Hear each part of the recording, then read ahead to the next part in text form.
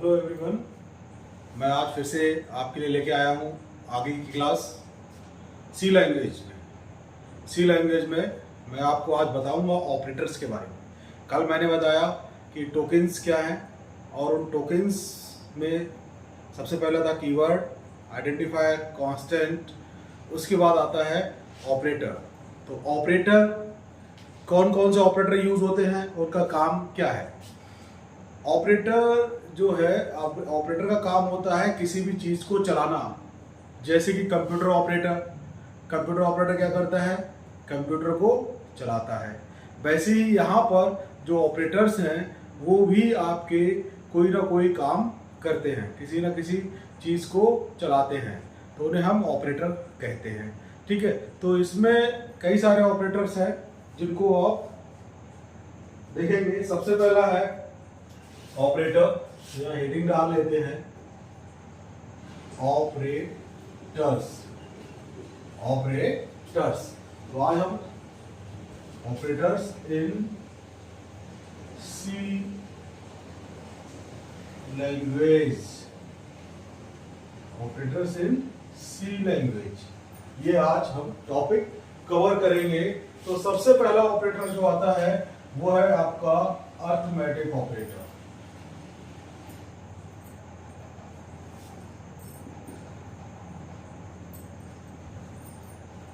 Arithmetic operator पहला operator का type है। इसमें क्या होता है, इसमें आपके plus, minus, multiply, divide and modulus operator, ये आपके ऑपरेटर किस कैटेगरी में आते हैं, ये आते हैं अर्थमेटिक ऑपरेटर की कैटेगरी में। इनका काम क्या है, इसका काम है ऐड करना, इसका काम है ऐड करना, इसका काम है सब्ट्रैक्ट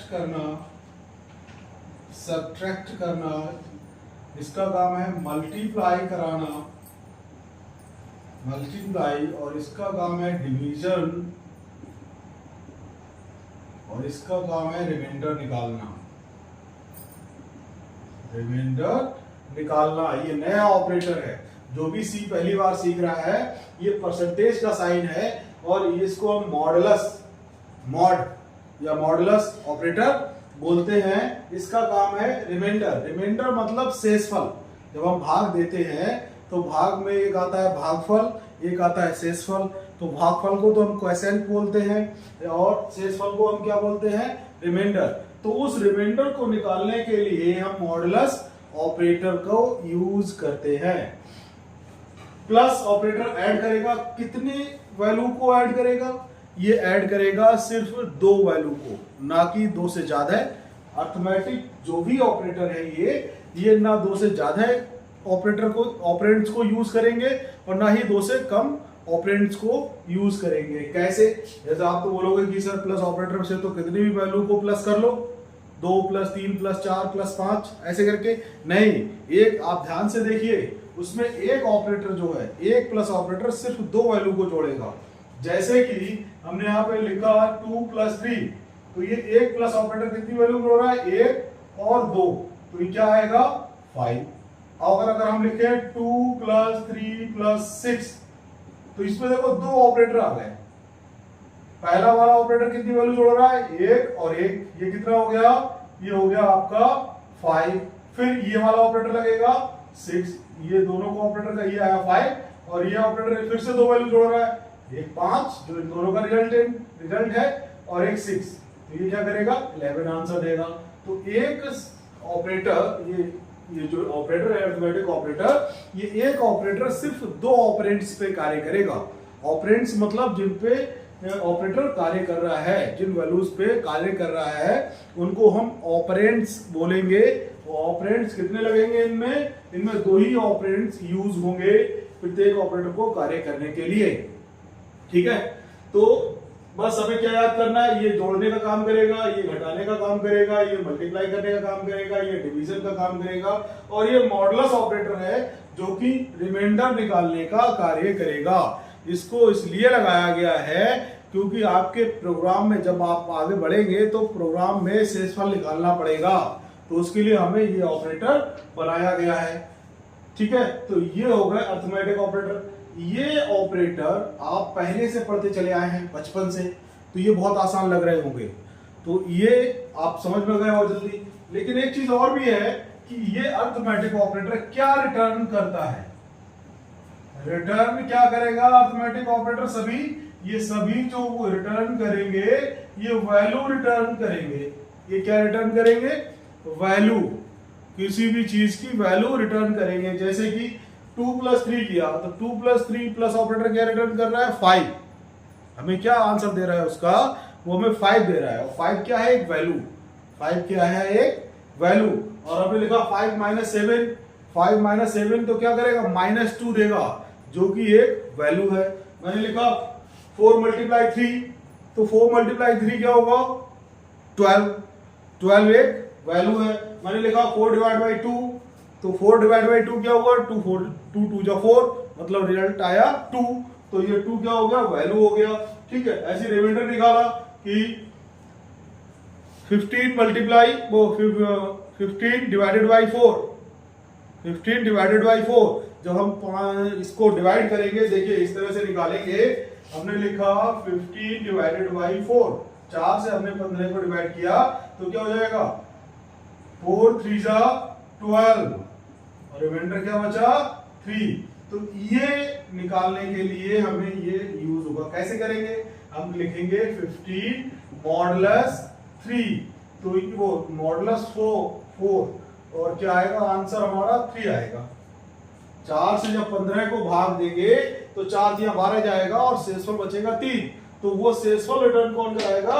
ये मॉडुलस ऑपरेटर रिटर्न करेगा। ये भी क्या दे रहा है? वैल्यू। तो अर्थमेटिक ऑपरेटर क्या रिटर्न करेंगे? वैल्यू रिटर्न करेंगे। ठीक है, ये 5 ऑपरेटर हैं, प्लस माइनस मल्टीप्लाई डिवाइड और मॉडुलस। आपको फोकस करना है मॉडुलस ऑपरेटर पर। ठीक है, अब अगले ऑपरेटर पर बढ़ते हैं। दूसरा ऑपरेटर है आपका रिलेशनल ऑपरेटर। दूसरा ऑपरेटर कौन सा है? रिलेशनल ऑपरेटर, जो कि एक रिलेशन क्रिएट करेगा।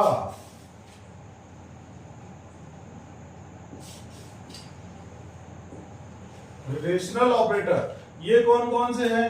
ये है less than, greater than, less than is equal to, greater than is equal to, और आपका नॉट इज इक्वल टू, और is equal to, is equal to. ये ऑपरेटर जो है वो आपके रिलेशनल ऑपरेटर है। ये दो वैल्यूज के बीच में रिलेशन क्रिएट करेंगे, और रिलेशन क्रिएट करने के बाद हमें वापस क्या देंगे? हमें वापस देंगे ये ट्रू या फॉल्स। ये वैल्यू रिटर्न नहीं करेंगे। ये क्या रिटर्न नहीं करेंगे? वैल्यू रिटर्न नहीं करेंगे। हमें आंसर में क्या देंगे? ये हमें देंगे ट्रू या फॉल्स। ये हमें क्या रिटर्न करेंगे? ट्रू या फॉल्स करेंगे। जैसे कि मैंने यहां लिखा 3 < 5, तो ये क्या है? ये आगे कंडीशन, इन्हें हम कंडीशनल ऑपरेटर भी बोलते हैं। ये क्या आ गई? ये हमें क्या रिटर्न करेगा? ये करेगा ट्रू, क्योंकि 3 छोटा है 5 से, सही है कथन। और हमने लिख दिया 3 < 5, तो ये हमें क्या रिटर्न करेगा? फॉल्स। ठीक, तो ये लेस देन और ग्रेटर देन का ये रिटर्न हो गया। Less than is equal to का मतलब क्या है? Less than is equal to का मतलब है कि या तो वो छोटा है नंबर या बराबर है, तो ट्रू रिटर्न करेगा। अगर छोटा भी नहीं है और बराबर भी नहीं है तो फॉल्स रिटर्न करेगा। जैसे कि आपने लिखा 3 < = 3, तो यहां देखिए 3 छोटा तो नहीं है 3 से, लेकिन 3 बराबर है, तो ये दोनों के लिए चेक करेगा, छोटे के लिए भी और बराबर के लिए भी। तो ये क्या रिटर्न करेगा? ट्रू रिटर्न करेगा। ठीक है, ये 2 सिंबल लगे हुए हैं, 2 ऑपरेटर है, तो इसमें से कोई एक ऑपरेटर सही कार्य कर रहा हो तो वो ट्रू रिटर्न करेगा। अदरवाइज दोनों ऑपरेटर गलत कार्य कर रहे हैं तो आपका फॉल्स रिटर्न करेगा। ऐसी greater than is equal to, greater than is equal to क्या करेगा? कि बड़ा हो या बराबर हो। Not is equal to, not is equal to समझना थोड़ा सुनने में थोड़ा सा अटपटा लगता है और समझने में भी थोड़ा अटपटा है। क्यों? क्योंकि ये नॉट इज इक्वल टू है और हमने लिखा 3 < 3, तो ये क्या आएगा? 3 बराबर नहीं है 3 के, तो इसका मतलब ये 3 बराबर नहीं है 3 के, तो ये गलत लिखा है। जो गलत लिखा है तो क्या हो गया, ये फॉल्स हो गया। 3 बराबर नहीं है 3 के, क्योंकि 3 बराबर है 3 के, यहाँ इक्वल टू होना था, लेकिन ये क्या हो गया, 3 बराबर नहीं है 3 के, तो ये क्या हो गया, फॉल्स हो गया। अब इक्वल टू क्या करेगा, 3 बराबर है 3 के, ये इक्वल टू है, तो ये क्या करेगा, ये आपका ट्रू रिटर्न करेगा। तो ये हो गए रिलेशनल ऑपरेटर। ये क्या हो गए, रिलेशनल ऑपरेटर हो गए, जो कि हमें क्या रिटर्न करते हैं, ट्रू या फॉल्स रिटर्न करते हैं। इसके बाद आता है नेक्स्ट लॉजिकल ऑपरेटर। इसके बाद क्या आएगा, लॉजिकल ऑपरेटर, वो भी हमें क्या रिटर्न करेंगे, ट्रू या फॉल्स रिटर्न करेंगे। वो भी क्या करेंगे, हमें लॉजिकल ऑपरेटर, ये 3 ही ऑपरेटर है, एंड, और नॉट, इसको हम बोलेंगे एंड ऑपरेटर, इसको बोलेंगे और ऑपरेटर, इसको बोलेंगे नॉट ऑपरेटर। ये 3 ऑपरेटर हैं, जो भी ये भी क्या रिटर्न करते हैं, हमें ये करते हैं ट्रू या फॉल्स रिटर्न करेंगे ये भी। अब ये क्या करेंगे, इनका काम क्या है, इन दोनों का काम है 2 कंडीशन को मर्ज करना। हमारे प्रोग्राम में अगर कोई 2 कंडीशन लगी हुई है, उनको मर्ज करने का काम किसका है, एंड और ऑपरेटर का है। कैसे, जैसे कि हमने ये लिखा 3 लेस देन और 3 greater than 2 and 2 less than 5। तो ये दोनों कंडीशन क्या रिटर्न कर रही है, ये भी ट्रू रिटर्न कर रहा है, ये भी ट्रू रिटर्न कर रहा है। तो एंड का काम ये है कि जब दोनों कंडीशन ट्रू रिटर्न करेंगी तो ये ट्रू रिटर्न करेगा। एंड अगर ऑपरेटर लगा है 2 कंडीशंस के बीच में और दोनों कंडीशन ट्रू और ये भी ट्रू रिटर्न कर रही है, तो ये होल कंडीशन को क्या बना देगा, ट्रू बना देगा। ठीक है, लेकिन अगर कोई एक कंडीशन फॉल्स हो गई तो ये पूरी कंडीशन को फॉल्स बना देगा।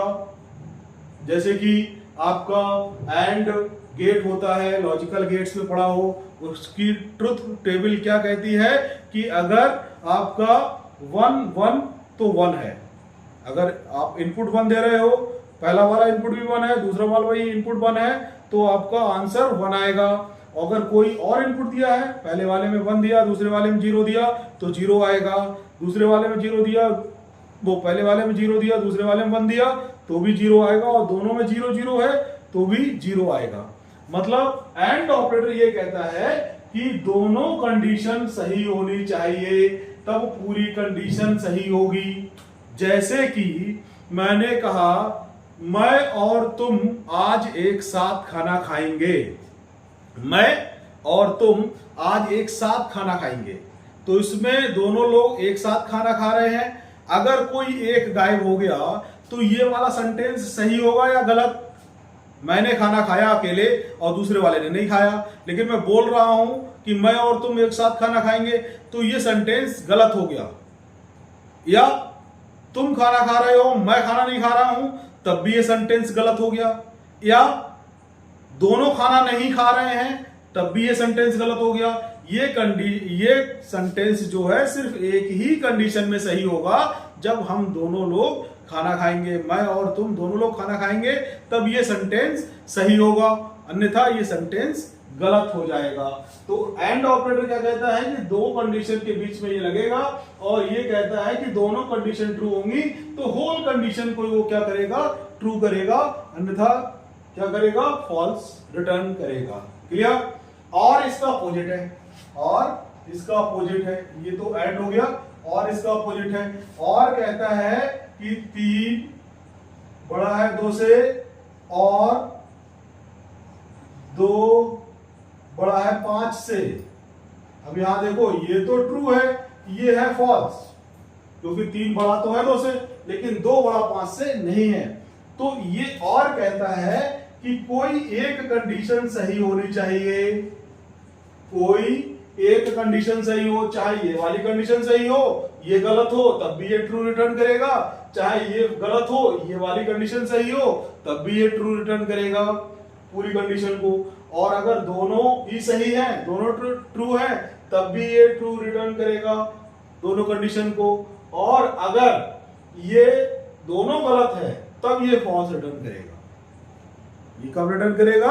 जब दोनों कंडीशन गलत है तो ये आपको फॉल्स रिटर्न करेगा। ठीक है। अब नॉट ऑपरेटर क्या करता है?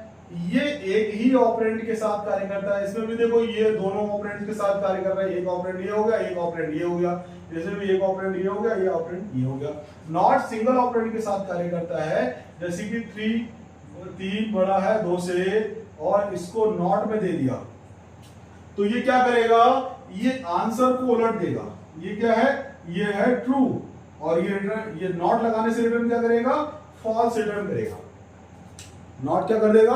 अगर वो कंडीशन ट्रू रिटर्न कर रही है और उस पर नॉट लगा दिया तो वो क्या कर देगा? उसको फॉल्स कर देगा। और अगर कंडीशन फॉल्स रिटर्न कर रही है और नॉट लगा दिया तो वो क्या करेगा? उसको ट्रू कर देगा। ठीक है। तो ये आपके हो गए लॉजिकल ऑपरेटर। ठीक। अब अगला ऑपरेटर आता है assignment operator. Assignment operator, assignment operator क्या है? आपका जो कि वैल्यू को असाइन कराए, जो कि वैल्यू को असाइन कराए। Assignment operator, assignment operator actual में तो एक ही है, इक्वल टू, लेकिन अर्थमेटिक ऑपरेटर को मिलाकर इसको बहुत सारे ऑपरेटर बना दिए गए। Plus is equal to, minus is equal to, multiply is equal to, divide is equal to और मॉडुलस इज इक्वल टू। ये सभी असाइनमेंट ऑपरेटर की कैटेगरी में आते हैं। ठीक है। तो ये क्या है? पहला क्या है?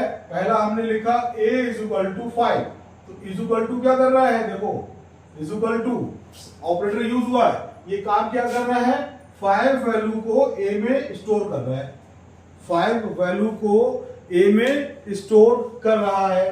तो ये क्या हो गया? असाइनमेंट ऑपरेटर हो गया। ये a में 5 वैल्यू को असाइन कर रहा है। असाइन मतलब दे रहा है। ठीक। तो ये हो गया असाइनमेंट ऑपरेटर। ये क्या कर रहा है? Right to left, right to left value को ट्रांसफर करेगा। राइट टू लेफ्ट, ये देखिए इधर राइट साइड है हमारी और राइट से लेफ्ट में जा रहा है। राइट टू लेफ्ट को वैल्यू को असाइन कर रहा है। राइट टू लेफ्ट वैल्यू को असाइन कर रहा है। इधर से देखो तो ये क्या करेगा? राइट टू लेफ्ट वैल्यू को असाइन करेगा। प्लस इज इक्वल टू क्या करेगा? मान लिया ए में 5 है, ए में क्या करा? 5 है। ठीक। और हमने क्या कर दिया? a plus is equal to 10, a plus is equal to 10। तो a में पहले से 5 है, 5 पहले से है, तो यहां 2 ऑपरेशन हो रहा है। प्लस का हो रहा है और इज इक्वल टू का हो रहा है। क्या हो रहा है? 2 ऑपरेशन हो रहा है, प्लस का और इज इक्वल टू का। तो पहले कौन सा ऑपरेशन होगा? पहले वो ऑपरेशन होगा जो पहले लिखा है। तो a में 10 वैल्यू पहले जुड़ेगी। a में क्या होगा? 10 वैल्यू पहले जुड़ेगी। अब a में पुरानी वैल्यू क्या पड़ी है? a में पुरानी वैल्यू है 5, तो 5 को पहले 10 में जोड़ा, 5 को पहले 10 में जोड़ा और 5 को 10 में जोड़ा क्या हो गया? 15। अब 15 को फिर से अब असाइनमेंट होगा। असाइनमेंट का मतलब ये 15 जो आंसर आया वो फिर से किसमें हो जाएगा? ए में। अब ए में कहोगे सर पहले से 5 है तो 15 कहां जाएगा? तो ये जो करेगा ये पुरानी वैल्यू हटा देगा और नई वैल्यू यहां डाल देगा। तो ए में की वैल्यू क्या हो जाएगी? ए की वैल्यू हो जाएगी 15। कुछ इस तरह से कार्य करेगा ये। a is equal to a plus 10। जैसे ये लिखा है कि पहले a में 10 जोड़ा और फिर जो आंसर आया उसको a में फिर से डाल दिया। जैसे कि एग्जाम्पल लेके चले, आपके वैलेट में 100 रुपए है, आपके वैलेट में 100 रुपए है और मैंने आपको 500 रुपए और दे दिए, तो आपके वैलेट में कितने रुपए हो गए? 600। कैसे? आपने क्या किया? पुरानी वैल्यू में नई वैल्यू को जोड़ा, 100 में 500 को जोड़ा, कितना हो गया? 600। अब क्या आप वैलेट में 100 ही रखेंगे? नहीं, अब आपके वैलेट में 600 हो गए। पुरानी वैल्यू हटा दी, नई वैल्यू 600 उसमें आ गई। तो इस तरह से ही ये काम करता है। ये दो ऑपरेटर मिक्स करके। ऐसे ही माइनस इज इक्वल टू पहले माइनस करेगा फिर असाइनमेंट करेगा। मल्टीप्लाई इज इक्वल टू जैसे यहाँ प्लस किया है पहले वैसे ये माइनस करेगा। ऐसे मल्टीप्लाई इज इक्वल टू पहले मल्टीप्लाई करेगा फिर असाइनमेंट करेगा। ऐसे डिवाइड इज इक्वल टू पहले डिवाइड करेगा, जो आंसर आएगा वो असाइन कर देगा। ऐसे मॉडुलस क्या करेगा, रिमाइंडर निकालेगा, शेषफल निकालेगा और फिर उसको वेरिएबल में असाइन कर देगा, उसी वेरिएबल में असाइन कर देगा। ठीक है, तो ये आपका है असाइनमेंट ऑपरेटर। ठीक, अगला ऑपरेटर है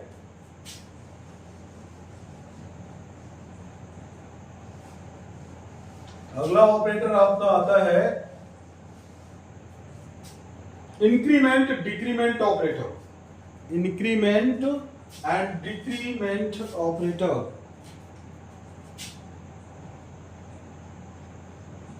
increment and decrement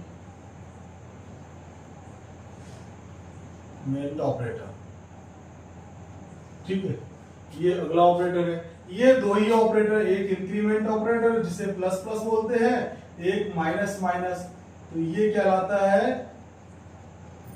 increment operator. ठीक है, ये कहलाएगा डिक्रीमेंट ऑपरेटर। अब ये देखना है ये करता क्या है, ये क्या करता है, ये वन वैल्यू इंक्रीज करता है, इंक्रीज वन वैल्यू। ठीक है, ये क्या करेगा, डिक्रीज वन वैल्यू। एक ही वैल्यू को ये डिक्रीमेंट क्या करेगा, एक वैल्यू कम कर देगा जिस ऑपरेंड पर लगा है, और इंक्रीमेंट क्या करेगा, एक वैल्यू उसकी बढ़ा देगा, एक वैल्यू इंक्रीज कर देगा। तो ये दो ऑपरेटर है, प्लस प्लस और माइनस माइनस।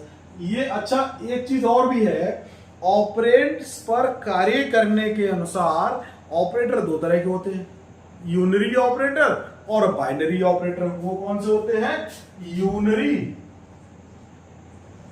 ऑपरेटर और बाइनरी ऑपरेटर। ऑपरेंड्स पर वर्किंग के अनुसार कौन कौन से ऑपरेटर होंगे, यूनरी ऑपरेटर और बाइनरी ऑपरेटर। यूनरी ऑपरेटर वो ऑपरेटर होते हैं जो सिंगल ऑपरेंड पर कार्य करें। सिंगल ऑपरेंड मतलब जैसे कि नॉट ऑपरेटर था, नॉट ऑपरेटर एक ही ऑपरेंड पर कार्य करता था। ऐसे ही आपका प्लस प्लस और माइनस माइनस भी जो है वो यूनरी ऑपरेटर है। प्लस प्लस और माइनस माइनस जो है वो यूनरी ऑपरेटर है, ये भी एक ही ऑपरेंड पर कार्य करेंगे। जबकि बाइनरी ऑपरेटर क्या करता है, दो ऑपरेंड पर कार्य करता है। कितने ऑपरेंड पर कार्य करेगा, दो ऑपरेंड पर कार्य करेगा। तो बाकी जो अभी तक मैंने पढ़ाए थे वो सब क्या थे, बाइनरी ऑपरेटर थे, जो कि दो ऑपरेंड पर कार्य कर रहे थे, नॉट को छोड़कर। नॉट जो है वो आपका यूनरी ऑपरेटर है। अब ये कैसे काम करेगा, जैसे कि मैंने ए में डाला 5, ए में वैल्यू इंसर्ट की 5 और मैंने लिख दिया ए प्लस प्लस, तो ए की वैल्यू क्या हो गई, ए की वैल्यू हो गई 6। ए की वैल्यू हो गई 6, प्लस प्लस करने से ए की वैल्यू हो गई 6। अब यहां देखो ए की ऑपरेंड है ए, इसके बाद में कुछ नहीं है, इसके पहले ए है खाली। ठीक है, तो ये जो है आपका यूनरी ऑपरेटर है जो कि एक वैल्यू बढ़ाएगा। पहले इसमें 5 था, इसमें उसने एक और जोड़ दिया तो क्या हो गया, 6 हो गया। ठीक, चाहे तो हम ऐसे लिखें, चाहे तो हम प्लस प्लस ए कर लें, कोई भी एक कर सकते हैं। दोनों का काम ही क्या है, ये आपका आंसर सेम देगा, 6 ही देगा, चाहे ये लिखे चाहे ये लिखे। ठीक है, कोई एक लिखेंगे। अब ये जो ऑपरेटर है जो बाद में प्लस प्लस लग रहा है, इसे हम बोलते हैं post increment operator. Post increment operator जो कि बाद में लगता है। दूसरा ऑपरेटर है pre increment operator. Pre increment operator. ऐसे ही डिक्रीमेंट होगा, जैसे बी में हमने दे दिया 10 और हमने दे दिया बी माइनस माइनस या माइनस माइनस बी, तो ये क्या करेगा, 10 की क्या वैल्यू कर देगा, ये 10 की जगह कर देगा 9। ये क्या करेगा, 9 करेगा। चाहे ये पोस्ट डिक्रीमेंट है और ये प्री डिक्रीमेंट है, दोनों का काम क्या है, कोई एक लगाएंगे तो ये क्या करेगा, एक नंबर को कम कर देगा आपके वैल्यू में से, जो भी आपके ऑपरेंड है उसमें से एक नंबर को कम कर देगा। ये अच्छा एक चीज और है, इसको बताने के लिए एक क्लास मुझे एक्स्ट्रा चाहिए सिर्फ और सिर्फ पोस्ट और प्री इंक्रीमेंट डिक्रीमेंट को बताने के लिए कि इसके इफेक्ट क्या होंगे। ऐसे अगर हम अलग अलग लिखेंगे तो कोई इफेक्ट नहीं दिखेगा, सब एक सा ही दिखेगा, लेकिन अगर हम एक साथ कई ऑपरेशन कर रहे हैं तब हमें इसके इफेक्ट अलग अलग देखने पड़ेंगे। तो इसके लिए मैं अगली क्लास में आपको बताऊंगा। इसके बाद एक और ऑपरेटर आता है बिटवाइज ऑपरेटर। इसके बाद क्या आता है, bitwise operator. Bitwise operator, bitwise operator कौन से हैं,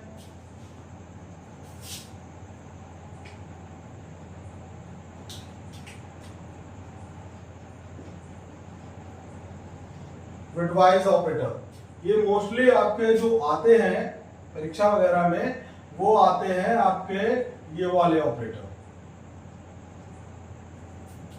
ये ऑपरेटर आते हैं। इनका, इसे हम बोलते हैं राइट शिफ्ट ऑपरेटर।